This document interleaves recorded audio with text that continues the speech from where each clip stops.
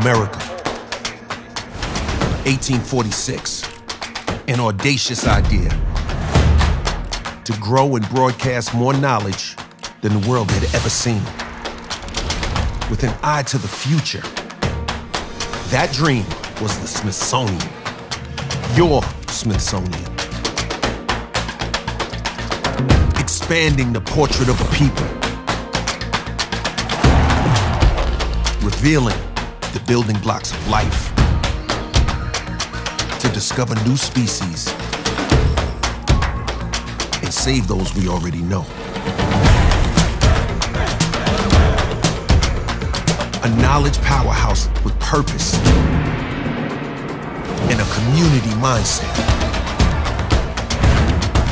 Inspiring a new generation to learn from the past. Speak up. Be civic. Serve a nation. So that together we can step into the future with optimism. No dreams deferred.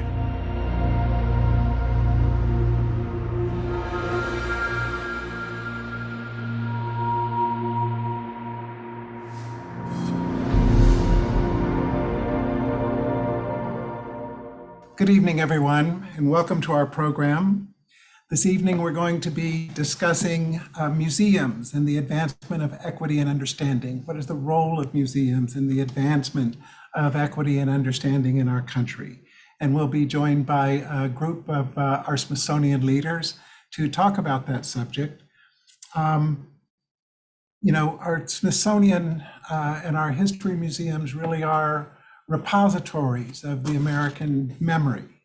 And we believe that with a more complete understanding of our shared past, we can shape our shared future and make it one in which equity and equality of opportunity are the central features of our society. And to that end, we welcome you this evening. So now it's my pleasure to introduce Alan Curtis, the president of the Eisenhower Foundation. Thank you, Kevin. Thank you to the Smithsonian for this event, and thank you for the Mellon Foundation for its support.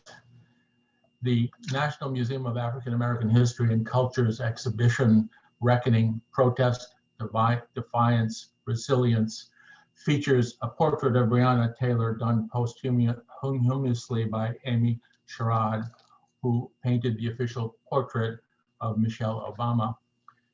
The Breonna Taylor painting is a powerful, elegant, and psychologically direct statement on reckoning in America. It is also about Black Lives Matter and 2020 and George Floyd. The painting's meaning carries America back, Black as well, to the disturbances of the 1960s in Detroit, Newark, Chicago, Los Angeles, Washington, and 150 other American cities around the nation. Whites tended to call the 1960s disturbances riots. People of color called them protests. For the most part, the same differences in framing hold true today. In response to the 60s protests, President Lyndon Johnson formed the bipartisan Kerner Commission, which concluded that the underlying cause was white racism. The commission advised, it is time to make good the promise of American democracy to all citizens, urban and rural, Black and white, Spanish surname, American Indian, and every minority group, quoting them directly. Tonight, it is still time to make good the promise of democracy to all Americans. In Healing Our Divided Society, the Eisenhower Foundation's 50-year update of the Kerner Commission, we concluded that America has made relatively little progress in reducing racial injustice, economic inequality, and poverty, and in many ways, we have gone backwards. Since the Kerner Commission, deep poverty, income inequality, wealth inequality, public school segregation, and mass incarceration of people of color has increased. White nationalist movements have strengthened, as we saw in Charlottesville. The Capitol building in Washington was invaded on January 6th. The pandemic has made things disproportionately worse for people of color and the truly disadvantaged. Nevertheless, over the past 50 years, the nation has built up considerable evidence on economic, education, public health, justice, youth development, housing, and other policies that work. Yet, as we have talked around the nation on Kerner and healing, we have found that the public does not, for the most part, understand that we know a lot about what doesn't work, and that policy needs to be based on evidence and science, not on dogma and supposition. Surely the importance of evidence is a theme that carries across all of the Smithsonian museums. We also have learned a great deal about what doesn't work, like zero tolerance policing, mass incarceration of people of color, and willful indifference to the unequal distribution of prosperity. Most of all, what doesn't work includes false rhetoric on government being the problem. But now, to the contrary, and based on the evidence, we need to advocate for a more activist public sector, I believe, that recognizes Kerner priorities and scales up what works. It is time, I suggest, to seize the day, renegotiate the social contract, restructure basic power equations, and change the rules of the game. The goal is not to get back to normal. Normal has been the problem in America. We have, in fact, already reversed false rhetoric on government. 2020 hosted the largest expansion of federal financial activity in American history, and the momentum continues in 2020 and 2021. At the same time, in order to seize the day, to scale up what works and to scale down what doesn't work, we still need what the Kerner Commission called new will way back in 1968. How then can we create new will in our divided society? That is one of the most important questions of our time. Many say that generating new will begins with ensuring the right to vote, and I agree. Many go on to say that generating new will can in part be a function of the humanities, the arts, museums, and higher learning institutions. Martin Luther King, Dolores Huerta, John Lewis, Cesar Chavez created cultural change in the 1960s, change that was facilitated, visualized, and amplified by museums and other cultural institutions, by the visual arts, and by the performing arts. That cultural change helped influence public sector legislation, like the Civil Rights Act of 1964, the Voting Rights Act of 1965, and the Fair Housing Act of 1968. In turn, that legislation created more cultural change and more legislation. Cultural impacts policy, and policy impacts culture. To better define the power of this cause and effect process that can help create new will and so heal our divided society, we are collaborating on events with cultural visionaries. We then will assemble lessons learned and report back to the Mellon Foundation on a possible national strategy. So, for example, we will be asking the directors of the Museum of Modern Art, the Metropolitan Museum of Art, and the Boston Museum of Fine Arts how they can better focus their prestigious international institutions on the people who will benefit most from the priorities of the Kerner Commission. We will be doing the same with grassroots organizations that use the arts to further their Kerner aligned visions, like Expo in Chicago and the Laundromat Project in Brooklyn. We soon will be asking Harvard Professor of African American Studies and Art, Sarah Lewis, to build on her Vision and Justice Project to suggest how photo images in the public realm can advance the priorities of Kerner and healing. In the performing arts, we have received the insights of Mark Bamuthi Joseph, Vice President for Social Impact at the Kennedy Center, and the Asian Pacific perspectives of Roberto Uno, Director of Arts in a Changing America. We have just completed an event with Bishop William Barber and his colleagues on the Poor People's Campaign. The campaign is a diverse moral fusion movement that has embraced white Appalachian coal miners, Latinx border immigrants, and African American gospel. Bishop Barber reflected with us that the sanity of any movement is contingent upon the strength of its song. Sometimes the pain is so great you need to begin with music, he said. Bishop Barber recalled how important Aretha Franklin and Mahalia Jackson were to Dr. King.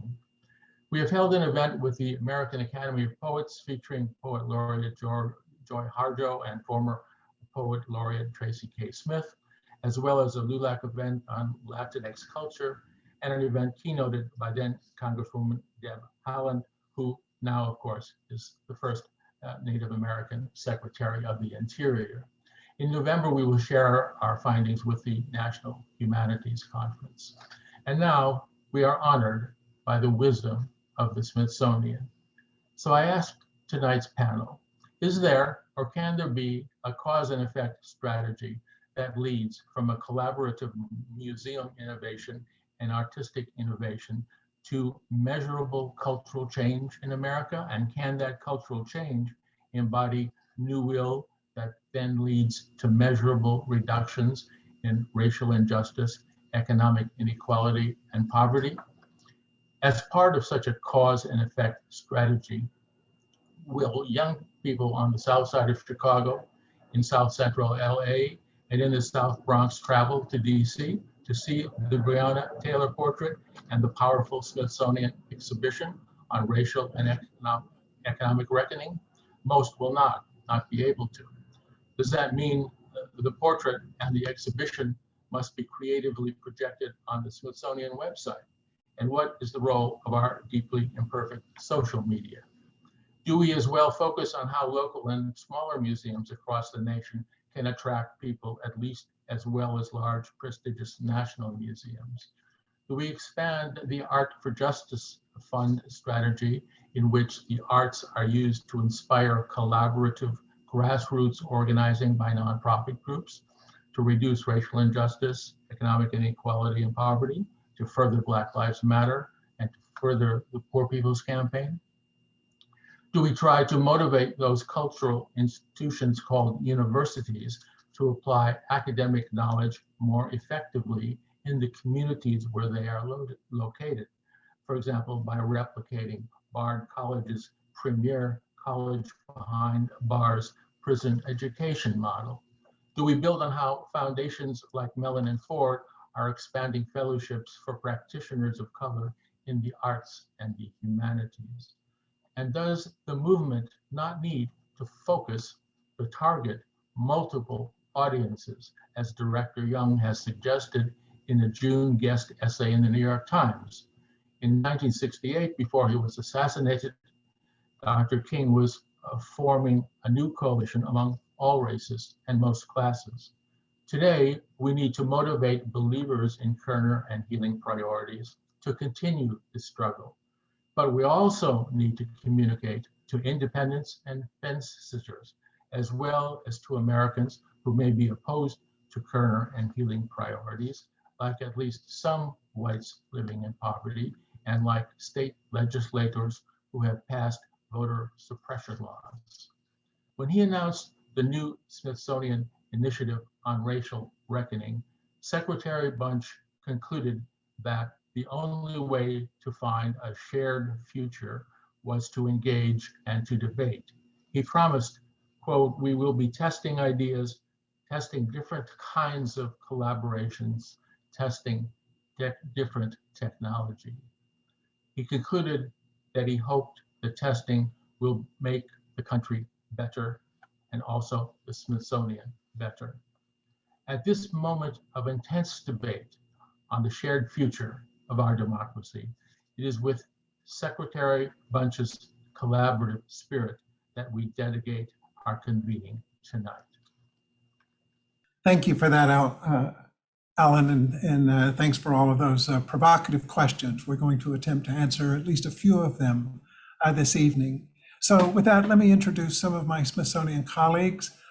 First, Theo Gonsalves is a curator at the National Museum of American History and is currently serving as the acting director of the Asian Pacific American Center. Tay Mariana Nunn is the director of the American Women's History Initiative at the Smithsonian. Deborah Mack is the director of our initiative titled Our Shared Future, Reckoning with Our Racial Past. Kevin Young is the director of the National Museum of African American History and Culture. And Anthea Hardig is the director of the National Museum of American History. So thank you all for joining us tonight. So why don't we just jump right into to the question that Alan has posed to us. And I'll start with you, Kevin. What can museums, and more specifically, what can the Smithsonian collection of museums and research centers do to advance equity and understanding in a country that seems to be terribly divided right now? Well, thanks a lot, Kevin. It is a big question, but I think it's one that the Smithsonian's tackling in Our Shared Futures, but also, we think about it a lot at the National Museum of African American History and Culture. A few things we've done specifically, and then a broader point, I think. One is that museums can help us understand that this is a precedented time. At least that's what I refer to it as. Sometimes we think of it as out of the blue, the past. And of course, the framing of the question and thinking of the Kerner Commission helps us realize this is an ongoing concern. But even thinking 100 years ago, when the museum was starting to be wrestled over as an idea, and it took 100 years to build, I think that even then, we had questions of pandemic, we had the Tulsa race massacre, Red Summer of 1919. And so to think back on that, I think, and to connect the dots for people is, I think, very important to help contextualize the moments we're in and have deep conversations about those moments. I remember encountering the Tulsa massacre exhibition that's part of our permanent exhibit at the museum when I was just a visitor, and it was so moving and powerful. And what I think was powerful in that is not just telling the story of what happened and showing postcards, horrible postcards that people posted of the destruction, but also showing the testimony of survivors. I think that was really important to give that voice. And the Kerner Commission quote about making good the promises also helps me think about the originator of that quote, Frederick Douglass, and that titles Make Good the Promises, titles one of our most recent shows on Reconstruction and its legacies. And what I like about that show that just opened last month for our 5th anniversary is it thinks about not just Reconstruction and a time when a lot of these questions are coming to the fore about who can vote, where can people live, are people going to get compensated for their losses? How do we talk about finance and some of those questions that are with us today?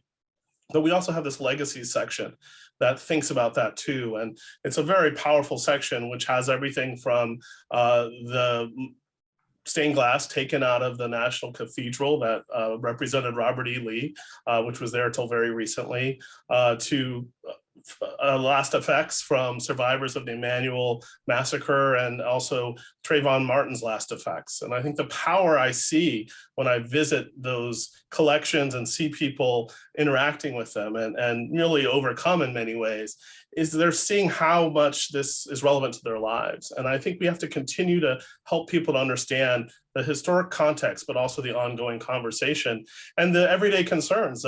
People are coming in with their own things that they're dealing with and wrestling with. And these questions they want addressed in museums. And that's what we find in people from all over the world who visit the Smithsonian. And Anthea, so these events of the past couple of years have really really shaken us up. So how has it shaken up the National Museum of American History? Are you doing things differently in the aftermath of a pandemic and the murder of George Floyd? Thank you, Kevin, and thank you, my brother, Director Kevin, for so beautifully articulating what the National Museum of African American History and Culture is doing.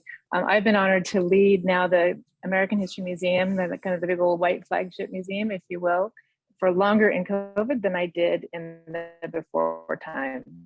So it's been an incredible test of our new mission, which was created with significant community input, is empowering people to create a more just and compassionate future by exploring, preserving, and sharing the complexities of our past.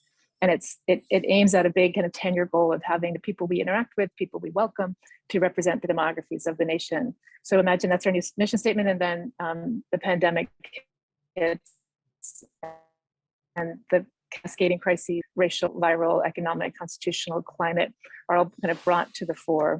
So it's definitely changed the way in which we perceive our work, the dedication we have to our new mission. We have brought forth, for the first time, what we think is one of the only internship programs with formerly incarcerated individuals from the Goucher prison education program, to what you mentioned, Alan, at Bard, in a museum setting. And we're launching the Center for Restorative History that really aims to combine the principles and the methodologies of restorative justice with those of public history, with what we know how to do: collect, remember, interpret, and be very mindful of the harm that we've done, even as the Smithsonian, as well as the good that we can do in moving forward to help heal the nation. So it's been, I think, a truly remarkable set of changes. And I'm so struck by the Alice in Wonderland comment at the end of the Kerner Commission report by none other than Kenneth B. Clark, when he says, "Oh yeah, I read that report of the 1919 riot in Chicago, the report investigating the Harlem riot of 1943, the report of the Cone Commission, the Watts riot." And I must say, in candor again, it's kind of Alice in Wonderland. So I see it as our responsibility to break that, to help break that chain, to create those new narratives, those new monuments, those new histories, really, that tell a broadly inclusive and very complex past, and not to lose hope in our own agency. I think James Baldwin had that great quote that no one can take away your responsibility, or something similar to that. So thanks. Yeah, and that brings this to mind, Deborah, that museums are also changing, have been changing, and are continuing to change in terms of their relationship with the communities that surround them, and even communities that are distant from them. So, and your work in particular, both at the African American Museum and now as the director of Our Shared Future, how are you imagining the future relationships between institutions like our Smithsonian museums and these communities out there in the world who are facing these daunting problems? Well, this work is new in one way and not new at all in other ways. As you're very well aware, so many of the Smithsonian museums have had ongoing relationships with their own constituents, their own communities of relevance and of collecting, of shared memory.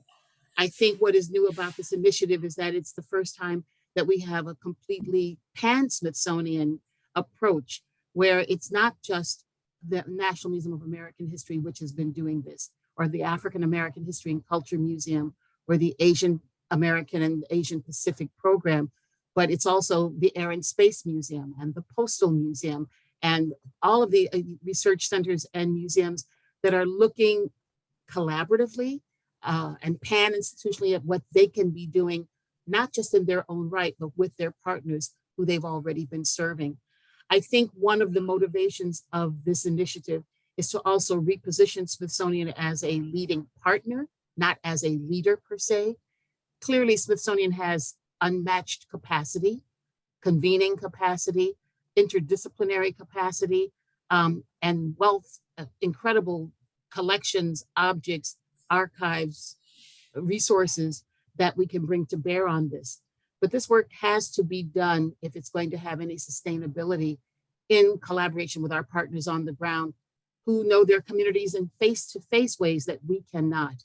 We do in some instances, but by working with partner institutions and organizations, and often that is museums and archives and libraries, but also community organizations, activist organizations, we are able to amplify their work, to sometimes provide credibility and legitimacy, in other words, currency to their work. If we can work with them, we are also learning from them, because I believe that this kind of work, this racial justice work, which is multi-generational, which precedes the founding of this country, is interdisciplinary, and it's ongoing, and it's collective. So this has been, we're currently moving through a really difficult period again in our history, not unprecedented, as colleague Kevin Young has indicated. But at the same time, if we continue to work in a collaborative way with organizations on the ground, and they do this even better than we do, by listening to where they are and what they know, by also engaging in this work in, I'd say, very multicultural ways, in differently linguistic ways, in ways that resonate where our communities are, where they live, where they are even intellectually around this. We don't want to have another cycle of communities feeling that they are being told how they should think, what they should do, where individuals may feel not necessarily welcome or not identify with this work, where they may feel that they're the bad guy in this kind of work. This is for all of us collectively.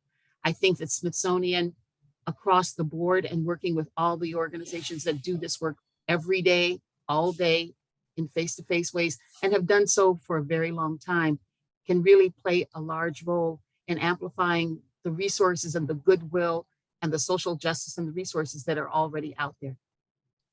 Theo, could you talk a bit about the Asian Pacific American Center, and specifically how its work has changed, perhaps, in response to these twin pandemics of COVID-19 and a seeming increase in violence against people of color, and in particular, violence against Asian American people?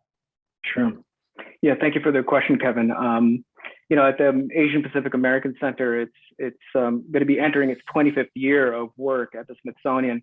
And it's been doing this journey level work of trying to tell these stories of a very complicated group, which is now the fastest growing racial minority in the country, coming from disparate locations in Asia, but really having a mark in the United States and throughout the Americas for quite a long time, for centuries long.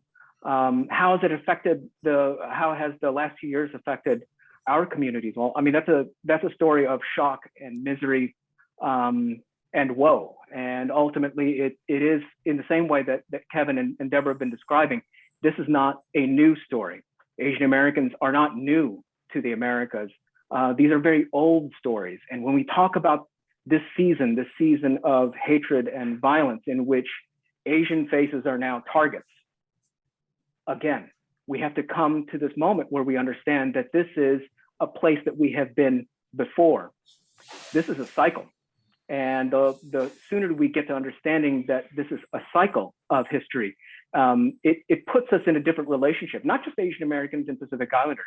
I think this should be a lesson really for all Americans and all persons who are thinking about visiting a museum or thinking about history. History is not something that is dead. It is not something that is in the past. So if we can riff on that Faulkner comment, I think we all need a new relationship with history. Because what we're trying to convey, whether it's African American, Native stories, Chicano Latino stories, Asian Pacific American stories, is these stories are about the present as well. They're about how we have been here. All of us have been here before. And so our responses might be different. But some of our responses are actually quite the same. And I think when we dig into Asian Pacific American history, one of the things that we also want to convey is that we are more than what has been done to us. We have to be more than just the victimization of our history. We are the sum total of our solidarities with each other. And that is a different kind of story. That's also an American story. That's a Pacific Islander story. That's a story about people standing up for each other, standing with each other. And as Japanese Americans think about decades long, years after the internment, how they see their own histories reflected with children at the border in cages. That's an act of solidarity that goes across racial groups, ethnic groups, that goes across generations. That's a historical and a teachable moment. And that's the kind of conversation that I think a place like the Smithsonian can foster and facilitate a new way to think about history. Because I think so often we're tired of it, we're bored of the subject, we claim that we don't like history. But this, for many of us, this is really how we find life and joy in the struggle. We find joy in these stories. and not just happiness. I'm talking about true deep-seated joy, because they represent deep traditions when you can stand for and with each other. So I think these past 2 years have really been a real challenge for a lot of our communities. We're still facing it. And as I think about October, it's Filipino American History Month, I think about those Filipino Americans in the medical field that have been on the front lines. They are 4% of the nursing corps in the United States, but there's 30% of COVID deaths. That is a shocking statistic to deal with in the present. And yet it has a past that goes all the way to the US-Philippine War in the early part of the 20th century. Why don't we learn more about this? There's more of our history to learn. There's more of our connections to learn. And the better we can be connected to each other, the better we can unravel our sense of what these solidarities mean. Yeah, we're going to come back around on this idea of a shared narrative, but first, I want to bring Tay into the conversation and say, so where does women's history fall in this conversation about social justice and how we present and understand history? Well, thank you, Kevin. It's so great to be with my colleagues. I mean, gender intersects with all of this, right? And I was listening to a video tour of the new Hung Lu exhibit, which is at the National Portrait Gallery, and I highly recommend. And she starts off sort of echoing what Theo says, which is history is not a noun, it's a verb, because it's going on right now. And I just thought it was a new way of saying it. I really enjoyed that, but it brings the shared past that we're talking about at the Smithsonian, the shared future. But for me, it also means a shared imagination about how we're going to do this. And the Women's History Initiative, like the Race Initiative, works with all of the Smithsonian entities in recovering, researching, and amplifying and disseminating the voices of women. And this intersects with everything. I mean, the work that we're doing can be so micro as to be doing Wikipedia editathons to change the narrative in Wikipedia and the times that women's histories are told through the Smithsonian collections, to really sort of macro discussions about, I don't know, everything from space making and why that can create communication, whether that's virtual or physical, and how gender influences that, or how gender can be the discussions around gender and women's voices can be amplified through that. I was just reflecting, as a Latina, and working with the Women's History Initiative, I keep on looking at all these things in the news, and just, I think it was October 21st was a day that commemorates Latina Equal Pay Day, right? It takes 10 months to 10 months for Latinas to make the money that an Anglo man would have made in 2020. So it takes 10 months into the year 2021. And those are things that we really, museums and libraries and cultural institutions, whether virtually or physically in a space, need, have a social responsibility to investigate and address, and any sort of interpretation that's made public, in a museum is a statement in a way, right? And it invites dialogue. And whether, again, that's virtually or physically, and we need to be sort of talking about the virtual realm, museums are considered trusted members of community, and we need to facilitate all these dialogues. And yet, it would appear right now there is no common understanding of what the American story is, that in fact we do not share an understanding of what our past is. Which leads me to wonder do you think it's even possible to construct an American narrative upon which we all agree?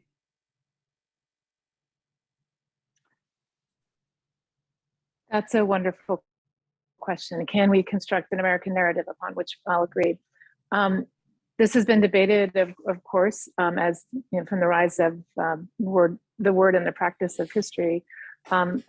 I think that it's possible for us to create a very complicated landscape of interwoven narratives in which we see the intersections, like to one of Theo's great points, where we understand the solidarities, where we've come together to make change, where we've created opportunities for each other, without the reckoning, however, which I know we're all using quite a bit, but it's a very powerful action verb, as is history, historia for the Greeks, right? The act of inquiry.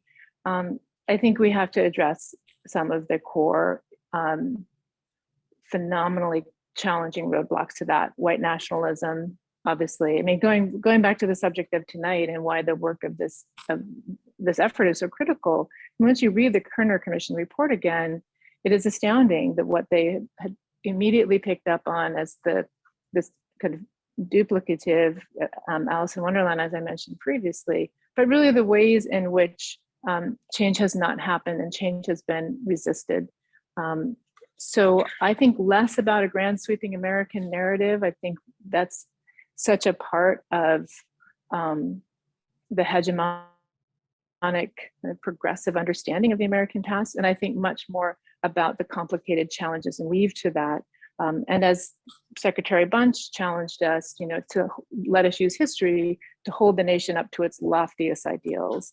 And I think about that a lot as we approach the semi-quincentennial, the 250th anniversary of the signing of the Declaration of Independence, and really what those truths were that we held to be self-evident, and that all men, as you know, and women were created unequal in the eyes of those who created that document. So it is an extreme challenge, and I think it's maybe not even the right question to answer or to ask in a sense that it takes us back into that kind of a grand sweeping mono-narrative. But I'd love to know what my colleagues think. I think about this quite a bit. I think there's a big tent for the type of stories, for the type of artifacts that we collect. We collected the beautifully folded cranes, right? We collected these cranes that were done by the families and families themselves, the march fence that was constructed that was immediately kind of 20. And so just think of the story that those cranes tell as the weave of the intersection of people standing up for each other in times where their human rights were so jeopardized and when they were subject to such violence and hatred. So I don't know if I answered your question well, but. Yeah, no, I mean, my mind wanders on that subject all the time. So I'm going to have Kevin pin it all down for us.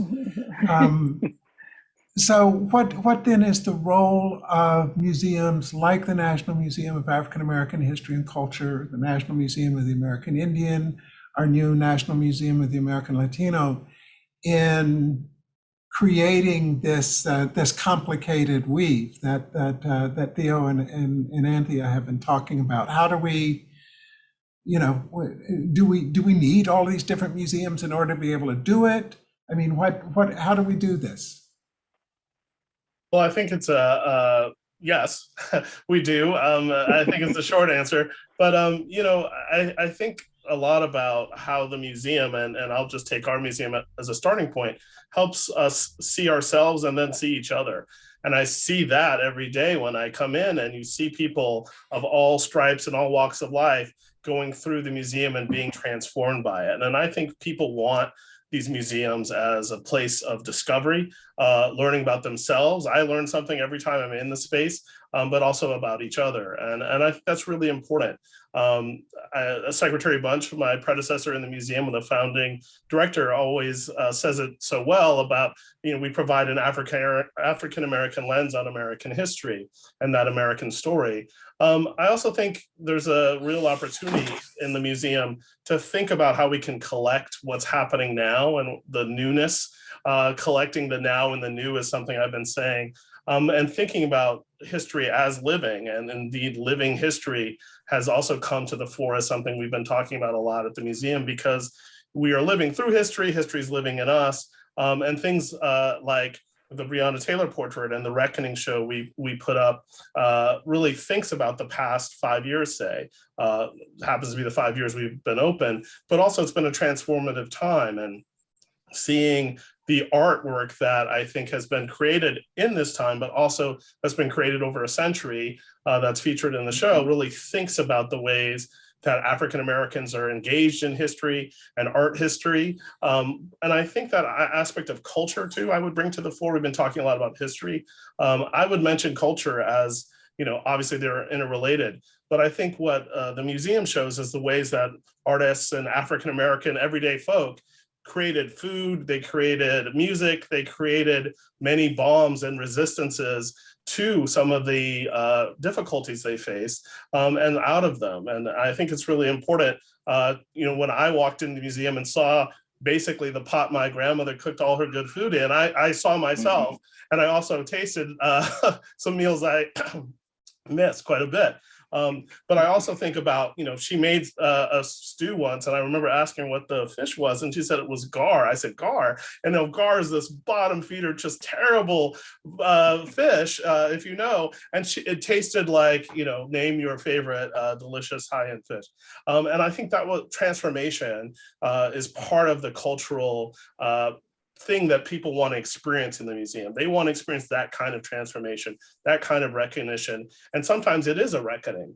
And I think of the reckoning in the big sense of to reevaluate, to reconsider, but also the African-American idea of, I'm going to reckon something, I'm going to think about it, and also to see. And so those aspects are really coursing through, I think, where we are at now and where we can be in the future. And so, Tay, you worked at the Hispanic Cultural Center in New Mexico. Do you see it that way too? That what we're really doing is viewing the same things through different eyes when we have these different museums? I think that ethnic specific museums or subject specific museums really arose out of a need. And probably at the same time this report was issued that we're talking about a need for a place and space of our own. Keep on repeating place and space, but that it arose from a need because mainstream institutions weren't showing the differences, right? They were showing the sort of solid tale, and relating history depends on who the storyteller is, right? Who is the chronicler? Who is the person in charge? Who's the person in power? So when we have museums in which we can do sort of deep dive community work in those fields, when mainstream museums don't have the capacity or perhaps the expertise on staff, which is completely changing museums now, but in the past, I think you need both, because I think there's too many stories to tell not to have both simultaneously. So with the Women's Museum and with the Women's Initiative, we have a lot more stories to tell that we'll be able to tell throughout the Smithsonian and within the physical museum. Yeah. So Theo, Alan Curtis was challenging us in his opening comments to find ways to measure impact. And what are your thoughts about how museums would go about judging the quantity and quality of impact that we're having on these communities and on these conversations? Sure, it's a great question. Well, a lot of that can be dealt with in terms of better quantitative tools that allow us to survey who's coming into the museum. But Secretary Bunch also has made quite a big deal about the fact that to be on the mall, to have feet into the various units is not enough. The idea of the Smithsonian being able to reach 1 billion people a year really has to be done digitally, and there's going to be a lot of information that the Smithsonian can learn. And I think one of the things that can be brought about and understood is a sense of, I think, traditions and communities that have been waiting to be represented at the Smithsonian for a very long time. I think we have to be real about also the institution in which we work. There's a lot of reparative work that this institution has to come to grips with. How it has, like many museums, they functioned as institutions of extraction, as institutions of hierarchy, to uphold certain hierarchies in life, in culture, in policy. And so I'm very thankful to be in the company of these fellow directors, because they get the notion of what reparative work means. It's not simply doing the work that they're doing, but it's also having to undo the work of what has been done, where people have been misrepresented, have been insulted, have been cast out, and the communities themselves, from coast to coast, island to island, they've been waiting for a chance to tell their stories. So I'm thankful to be able to work with the Asian Pacific American Center, because I think, you know, one of the stories that we're having to think about when we think about community impact is in the middle of this crisis of this pandemic, and then also the anti-Asian violence that we've been thinking about. I think about this example of the Auntie Sewing Squad out in California on the West Coast, mostly Asian American women who realized that there was a crisis afoot. State and market had fallen apart, supply chains were broken, people needed very practical things, elastic, fabric, distribution systems, and hundreds of mostly women, starting with Asian American women, but really progressing from there to thousands of people, created a group to address what was absolutely needed, personal protective equipment, masks. And they did so with the idea that, with an understanding that this is not charity. Let's not talk about charity in the middle of a crisis. This is mutual aid. This is what we need right now at this particular moment. So by hook or crook, it's the hustle in them, because they prove that aunties get stuff done. And this becomes an Asian American tradition. So when I think about Christina Wong and Valerie So, it's an inspiring tradition, because it allows me to think, along with all of you museum practitioners here, it allows us to think about the other traditions of what mutual aid has meant that allows us to find a shared narrative. I don't think we need a single story of America. We need multiple stories of what our solidarities are about what our mutual aid traditions are about, benevolent societies during Jim Crow, food programs for young children, or health clinics for seniors, or community job boards for folks in different neighborhoods. All of those represent different kinds of traditions, not simply Asian American and Pacific Islanders. They stretch across traditions. And I think it's up to us to help unlock some of these stories, that way people can understand these are stories that we had at the ready. Some of them have been buried because we've decided to think about something else about who we think we are. But how did we get here? We got here because of those shared traditions of mutual aid. And we cannot forget what moment we're in. That's the moment that I think Auntie Sewing Squad reminds me of. We're still in the middle of the crisis. What's the role of the historian? I hope we can continue to help unlock that. The Smithsonian Museum it really serves as a mirror, so that way people can see themselves in the way that Kevin is talking about. But it's also a light. It can shine a light to other cultures, other communities, other regions and neighborhoods. And we could say, I see myself in different parts of this country. And thank goodness that there was a museum that allowed me to see that. Yeah, I think aunties are one of those things that really are universal, right? We all have aunties, and they all fill that role for us. Deborah, one of the most startling statistics I've read in the past few years is that there are more museums in the United States than there are Starbucks and McDonald's stores combined. And it really had never occurred to me, but when you start looking for them, there are museums everywhere. And so obviously, even as large and grand as the Smithsonian is, we're not so large when compared to the sum total of the museums out there in our country. So in working on your initiative, how are you thinking about about engaging with those local institutions and really, working with them to try to achieve some of our objectives. Well, as you said, there are so many. Not all of them are involved or even interested in what we might call social justice work. That still leaves not only dozens, that leaves hundreds of partners, many of whom our various programs already have relationships with.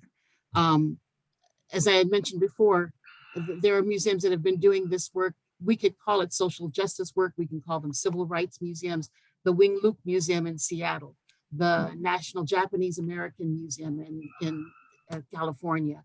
There are larger and smaller, and many of them community focused, neighborhood focused, because they decided that they would serve very directly constituents who did not find services, did not find representation, did not find ways to be heard elsewhere, whether they addressed and focused themselves on very specific and pressing issues or larger issues of self-representation and creativity, the bottom line of economics, you name it. One of the great advantages of this initiative is that we are inheriting multiple relationships because of Theo's work, because of Tay Mariana's work, because of the work of many others that have worked with Smithsonian. So they begin to understand who we are and what we do and what we don't do, have confidence in telling us what we could be doing better, are teaching us how to listen better, and have enough trust with us to allow us to work and try out, to experiment with them and through them, because they can really act as, in many ways, interpreters on some of these other national goals that we may have. Again, I feel the Smithsonian will learn as much from these museums, the thousands of museums that exist around the country, where, and many places Smithsonian has not yet ventured, as anything else. And we see this as a great opportunity. I think not only the multidisciplinary nature of this, but in a sense, the truly multicultural nature of this, across class, across region and geography, across political leaning, is a major opportunity for Smithsonian to even more fully represent the nation, represent who we are. Yeah, I'm going to ask everyone for some closing thoughts, but I really want to focus around, again, around the fundamental subject of our conversation, and that is we are all part of this this very large institution, and in that respect, we have resources and access to resources that very few others do. We really are in a privileged position. So how do we? What is our responsibility to deploy these resources to the cause of equity and equality in our country? We could choose not to, could we not? So do we have, what is our obligation in that respect? And I'll start with Theo. That's a great question. You know, I think about one of the most important documents I think that's ever been written. That's the letter from Birmingham jail by Dr. King, and it was a note that was created out of sheer frustration, because he's thinking about how white liberal ministers are telling him to wait, that his tactics demanded another kind of response. And he was thinking about 1963, but he's thinking about 1863. And the question is, how long do you want us to wait? I think those of us in the museum have to act on the certain and a similar agency and urgency, which is we cannot wait to tell these stories. Just like Kevin Young, we cannot wait to collect these items to tell that history. It has to be done now. And just like when I tell my partner when I come home and I tell her that I love her, I tell her I love her. It's not like I love you tomorrow. I love you next week. It's about the present. That is a performative statement about the value of what it means to be in the present. And we can bring that sense of that kind of love to our practice. It has to be as urgent as how we love. And so that for me should be the ethic that should guide us. We cannot hold back. We cannot wait. And Dave, what's your answer to that question? What is our obligation? I think we don't have a choice. I think we're absolutely obligated to make more equitable history or stories of what you call America, the Americas. We have to have different perspectives, and they have to be pulled in different ways. It can't be through one person's lens, or can't be through an old fashioned guise. And what we have to do is move backwards and look at even just how we're looking at how gender has been described historically in Smithsonian catalogs. So we have to look backwards, go fix that so that we can move forward with it fixed. Does that make sense? And we just, we have an incredible team working on this. And I think we don't have a choice. We have to act. Deborah, did you get into the museum business in order to be an agent of social change? Actually, absolutely. That was when I was invited to create a department that would support and amplify the work of African American museums around the country. When I joined the African American Museum of History and Culture, it was specifically with that charge. I had declined that offer the first 2 times when it was a general, wouldn't you like to join the Smithsonian? Because I'd seen a long time what Smithsonian practice was and how it could take 100 years to do something. But given a charge that was very clear, and given a charge that basically said, that an activist stance and engaged community stance, a listening and collaborative stance would be totally appropriate. And that was the history that I brought to the museum. It's been really excellent. It's been great to bring on the next 2 generations of practitioners, of staff across Smithsonian, to see them engage in this work in ways that actually reinforces their activism, their sense of equity, their sense of social justice. And in a sense that also tells them that when they come to Smithsonian, they can bring their total selves to Smithsonian. They can bring their histories and their aunties and their communities and their collections and their beliefs with them. And that is part of who we are. I think that Smithsonian, in many ways, the way that the Foreign Service, when I go abroad and I'm looking at US embassies now, it's nothing like American representation that I saw even 10 years ago. You can go anywhere and it actually looks like our country. And Smithsonian is in many ways becoming that way, not in just appearance. This is not about diversity per se. This is about really welcoming people to engage with who they fully are. So I believe this is an exciting time. I also believe it's an obligation, given that the American people are the ones who fund much of what we do. We are in their debt, and we are obligated to follow through in that way. Yeah. Yeah. Beautiful. And is that why you came to the Smithsonian, Anthea? It is actually. I was at a point in my life and my career where there was no higher calling than to do my best every day to lead the National Museum of American History. I think to your question, Kevin, it's Talmudic for me, right? If it's the classic, if not now, when, and if not who, then if not us, then whom, shall do this work, shall make these changes, shall lead as best and as humbly as we can in service, as my sister director Deborah so nicely said, in service always, and in service to the people of the United States and the complexities, as Tay said, of the Americas. I do take it as the charge that the Kerner Commission laid out for us, that David Walker laid out for us in his appeal in 1830, that Phyllis Wheatley, did 2 generations before. The fundamental needs of a democratic and civilized society are domestic peace and social justice. Nice. And I'll give the last word to you, Kevin. Are museums going to change the world in the way we'd like?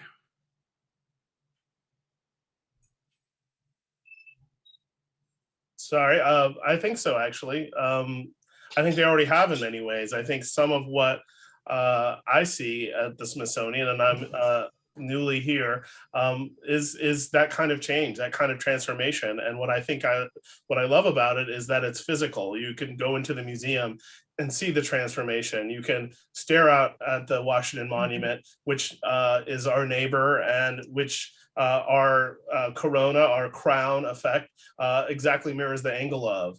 You know, you can go and see, speaking of the Poor People's Campaign that Alan so eloquently mentioned, you can see in our museum a wall from the Poor People's Campaign in Resurrection City. And I was struck seeing it at all the languages on it, the English, the Spanish, people talking about and taking democracy in their hands and affecting change. And I think the museum does that too, through its collections, but also through its connections. And that's what I think about a lot is how we can change how people think of collections. Because you'll recall there was a moment when people thought the museum not only couldn't be built, maybe even shouldn't be built, but that also it couldn't be filled, certainly. And instead, what we found is an outpouring of people who had been caretaking Harriet Tubman's handkerchief and shawl and hymnal for generations, for centuries. People who had been holding the Poor People's Campaign wall, they had kept it. And so they came to us and they helped build the museum. And so to me, it's not even just believing in the museum, it's believing in the people who believe in the museum. And that connection is really crucial to our future and to all of us. Yeah, very nice. Well said. Well, listen, thank you all for this conversation. I enjoyed it very much. I hope that our audience did as well. Thank all of you for joining us this evening. We'd like to especially thank the Mellon and Eisenhower Foundations and Alan Curtis for bringing us together this evening.